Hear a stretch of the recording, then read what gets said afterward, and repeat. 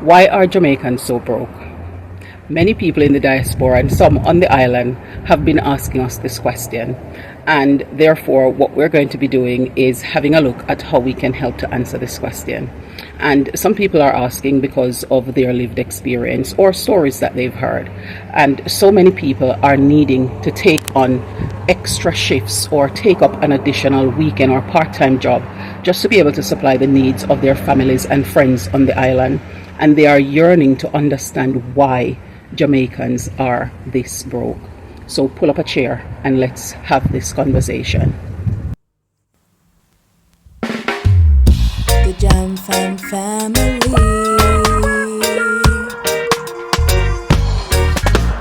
Jam Fam, come hang with me. Yeah. Hello, Wagwan. Pick up yourself. Whether you're there yard or you're there abroad, welcome back to another episode of Life with the Jam Fams. And in this episode, we're going to be tackling the question as to why Jamaicans are so broke. This is a topic that I can totally and completely talk about because a large number of Jamaican children are born in working class families, and much more are born in families that are below the poverty line. The poverty line represents a minimum income threshold needed to afford basic necessities such as food, shelter, and clothing. And in 2021, at the tail end of COVID, the poverty rate in Jamaica was 16.7% of the population. However, in 2023, there was a significant decline, and this went down to 8.2%, which is the lowest record since records started in 1989. The food poverty rate in 2021 was 5.8%, and this too has fallen to 2.8% in 2023, according to the Planning Institute of Jamaica. For some comparison, we're going to look at some other countries. So in Canada, using the market bucket measure, this poverty rate was 10.2% in 2023. The official poverty rate in the United States of America was 11.1% in 2023, according to the US Census Bureau. In the UK, approximately 21% of people were living in poverty, and when household costs were accounted for, this increased to 26%, and this was in 2023-2024 financial year, according to Commons Library. To corroborate the Planning Institute of Jamaica, the World Bank has classified Jamaica as an upper middle income country. It is worth admitting that, like many other countries today, Jamaica has people with significant wealth coexisting alongside poverty. Needless to say that Jamaicans face significant economic challenges which contribute to a perception of widespread financial hardship. Historical factors like colonialism, marginalization after emancipation, and bureaucratic lining has compounded poverty within certain groups. Although that's the reality, there are many born in poverty and gifted only with a high school education or a skill, and has transformed situations for themselves, other family members, and for their children. So to answer the question, we are conscious of national economic factors. We are also conscious of social and political factors, historical factors, and external factors such as global economic fluctuation, as well as climatic factors. Notwithstanding, we'll focus on personal factors, because whilst we are conscious of these factors, it is still up to us as individual to make a difference in our personal situation, and as such we're going to be looking at these specific reasons. The first of these personal factors that we're going to be looking at is being unskilled.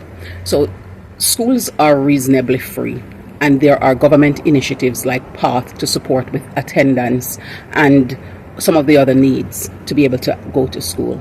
However, some students' attendance is still erratic, and some fall out of school even before they get to the CSEC exams. Although there are many vocational institutions like Heart NSTA and opportunities for apprenticeship that young people can attend or engage in, some individuals simply don't access these programs. Meanwhile, there are high demands for people like electricians, plumbers, mechanics, and other skilled craftsmen, Where teenage pregnancy occur, there are women's centers with nurseries that pregnant or young mothers can attend to complete their training. Again, many of these facilities aren't utilized as much as they should, and this is a good opportunity that many of those people could actually utilize to get themselves back on their feet and forward into a good career path with skills that they can use to better their future. Number 2 is poor budgeting. Jamaicans like to blame the government for mismanagement of funds, whilst they are actively doing so in their personal finances daily. More financial literacy and financial management awareness and proactiveness is needed. Balancing income with outgoings, cutting back on wastage, and improving the management of funds is very crucial. These excessive costs could be reduced by looking at usage to cut back on utilities. It could also be done by reviewing packages to see that you're getting the best value for money. And this will mean increasing the reach of every cent for your betterment. So wherever money is being spent, it would be good to ensure that it is being done in a way that is most economical and where we're achieving best value for money at every turn. Number 3 is prioritizing. It is important that we put what needs to be put first and give attention to the major things in our lives. It's fine to look classy and well put together, and this can be achieved without name brands or flashiness. We don't need to impress other people at the expense of the quality of life that we could carve out for ourselves. We need to keep our finances balancing and amass an emergency fund or an investment fund. And just an example of this, somebody knows that they have a child and they're going to be paying fees, their bursaries and their fees that they need to contribute to their education and all the other preparation that needs to be done for them to go back to school. And somebody is now going to wait for 2 weeks before the school period to ask you if you could help them with their school fee. They had a whole year to make preparations for that. Whereas if somebody was to call and say to you, oh, can you support me because a shoes just got broken and they need to have a new pair to go back, then that's something that, it wasn't expected. Or I'm going through a bit of a difficult time now. Could you support me with just being able to make sure they can go to school next week? Or there is a school trip going and I really want them to go, but I really can't stretch my means to afford that. Could you help? In situations like those, people are more inclined to see the need to help because they can see the situation that is happening. And this should not be a consistent thing. But in those predicaments, people can see that, this person clearly has a need here. And more people would be willing to help that way. But for things, if we are prioritizing the things that we need to prioritize, some of these situations we just simply would not find ourselves in. Number 4 is debt and materialism. Many Jamaicans like to have the finest, and some don't mind owning them even before they can truly afford them. Hence, they find themselves needing to pay heavy debt with high interest rates, and this becomes a revolving door.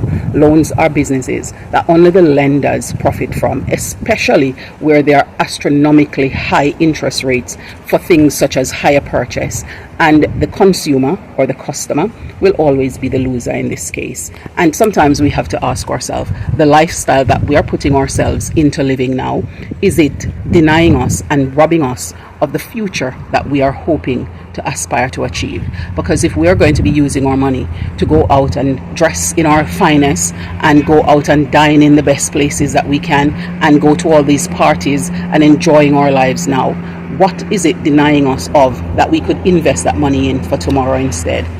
We've got to think about that. The 5th thing is the underlying source of income issues. And many Jamaicans believe that their income should come from employment, and so they seek to find an employer. Many are doing alternative sources of income and aren't really exploring how they could build this out and scale it up into a bigger business. There are people who have the idea of doing business and setting up things that could actually be very productive. However, they fear implementing it, and therefore they keep deferring off the solutions that are within them for other people to come and maybe solve those problems. And although those could be their opportunity for them to level up and change their financial situation for both them and their family and their offspring, they oftentimes veer away from doing so.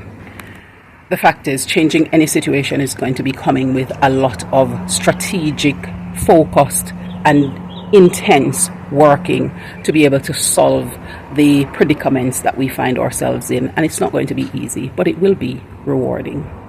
And lastly, there is no way we can have this conversation without highlighting the fact that there are circumstances that people find themselves in. And some of these circumstances that people are stuck in, such as becoming pregnant out of their personal choice because of situations they experience, or falling into certain crowds, or feeling trapped. Those are situations that I'm not qualified to speak to. However, I am conscious that these also exist. However, I can speak to the fact that I have found myself in positions where circumstances have me bound and found a way to escape. And there are many other people who have similar stories. Let's face it, some will be more challenging than others. However, people who are living in certain circumstances need to figure out what are their escape plan and how can they escape their situation and create a better pathway for themselves. So take, for instance, people who are living in inner cities. We need to start to normalize moving to other parts of the country in search of other opportunities where things are more affordable and we can probably create a more stable life, and then be able to establish ourselves. Moving away from certain environment can make a world of difference. Jamaica is changing and it's evolving rapidly, and there are many building out that is happening right across the country, where there are parts of the country that are being opening up now with infrastructure to be able to have development taking place. And therefore it is fine for people to now move away to these areas, get in there when it's early, so that they can start to see how they can work out a way for themselves to change their situation. And the change begins with getting knowledge, getting understanding, exercising wisdom, and upskilling for the markets that are being built out around us. Hopefully, more Jamaicans will start to see the possibilities that are around them and seek out ways in which they can maximize these opportunities for their advancement and the improvement of the quality of life that they were experiencing growing up and that they can experience as an adult, and also give their children, so pass on to the next generation. Do tell us in the comment section below, what are some of the things that you think give rise to the perception that Jamaicans are broke? And hopefully, as we continue through this evolution of the country, that percentage of people below the poverty line will rapidly go less and less until it becomes non-existent. It's early morning and I'm going to be getting myself ready to go out, so I thought I'd do my shower and then come and get myself prepped with something to eat, and then go and get myself sorted and ready to go on this journey that I'm going to be taking today. And I'm going to just show you what I'm making for my breakfast, because I wanted something that's going to be filling and lasting because of where I'm going and not knowing what is going to be accessible to me, because I've never been to this place before. And I'm going to an event to support a friend, and so who has just lost their father. So I'm going to go to that funeral, and I just want to show you what it is that I've got. So I'm making a smoothie, and at the very bottom I have some aloe vera that I just scraped it from the skin, and I had it in the freezer, so I left it to defrost overnight and it's down there. On top of that is some yogurt. The layer above that right now is some spices. I put my different spice, and then that's the vanilla. On top of it I have some banana, so some ripe banana is what you're seeing on top of it. And then on the very top I've put a little bit of a spoon of ice cream, so that I can make this smoothie and have it tasty, because with that aloe vera I need to just knock the edge off of it just slightly. But that's what I'm going to be whipping up now, and then having a drink of, and then get myself glummed up to leave out.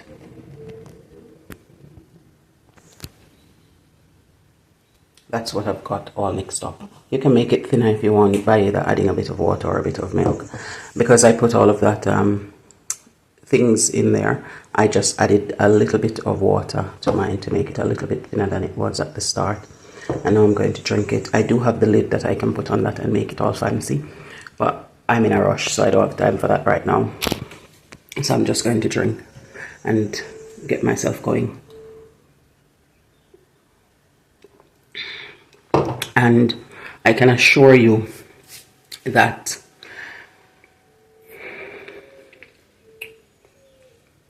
see this concoction here? Let me tell you something. No matter the amount of sitting you put in there, you're not get rid of the taste of that aloe vera. So if you don't have the constitution for it, try something else. But I need to put that in mine.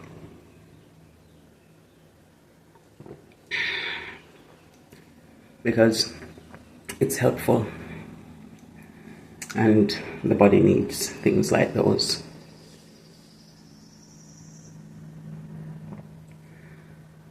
It's about balance. You have to balance it out. So I'm going to finish drinking. Would you make aloe vera smoothie? And you know, this is a proper Jamaican aloe vera. So me still a taste it.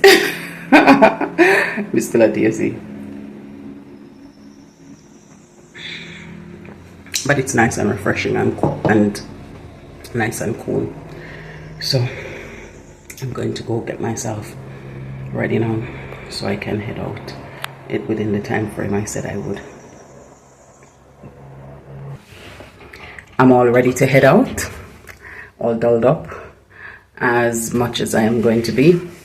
Had to squeeze a bump here this morning, but yep, we are ready to go. And today I'm heading out solo. So this little one here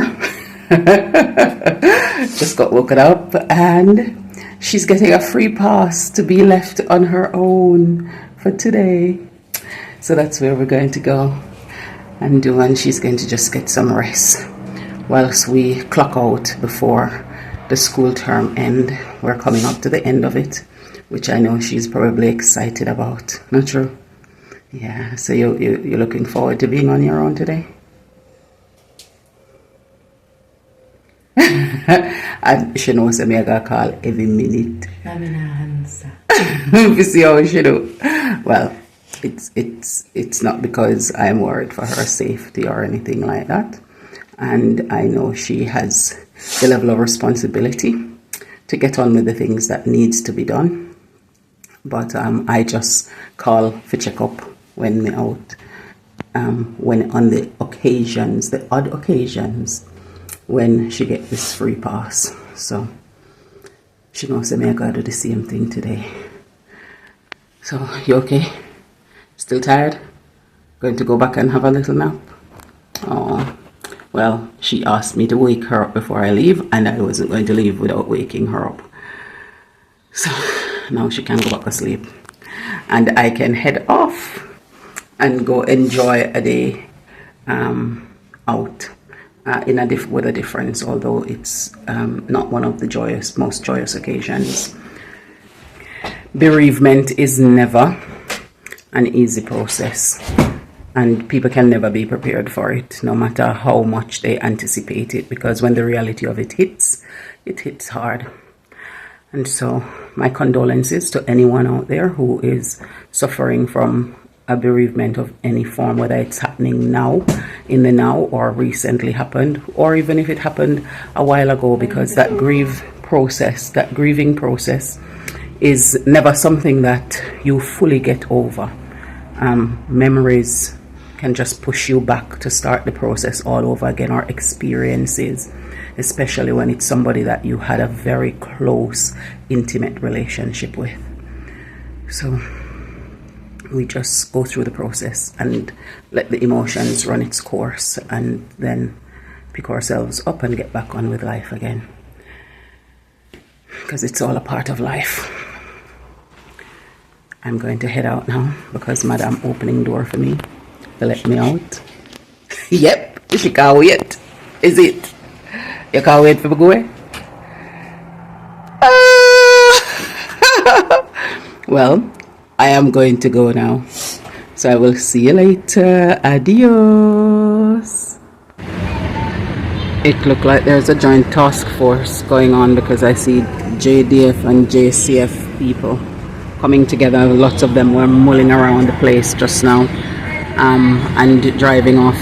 And it's always good to see that we can feel rest assured that, you know, the actions are happening with our defense and safety and our protection. See them moving around. I can tell you, I'm in Maypen now on my journey, and trust me, you can feel the difference coming from the cool hills of Mandeville down to the plains of Clarendon. The heat stand up right here, so over there now, but it's all good.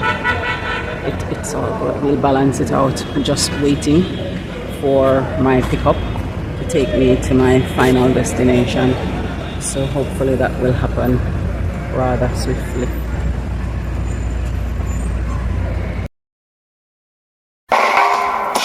The Jam family.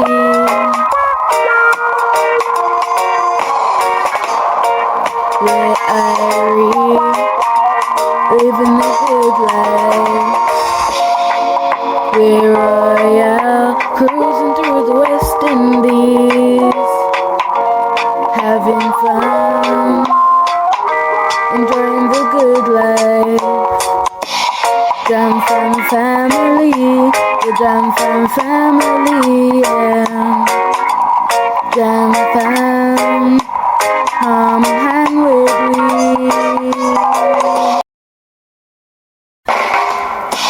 The Jam family.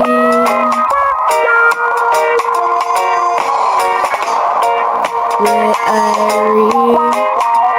living the good life. We're royal, cruising through the West Indies, having fun, enjoying the good life. Jam family, the Jam family, yeah. Jam fam, come hang with me.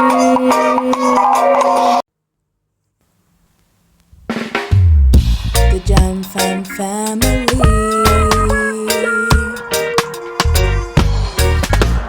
Jam fam, come hang with me, yeah. Thank you for staying with us here on this another episode of Life with the Jam Fams. It's been great having this conversation with you. Bye for now. We look forward to seeing you in the next video.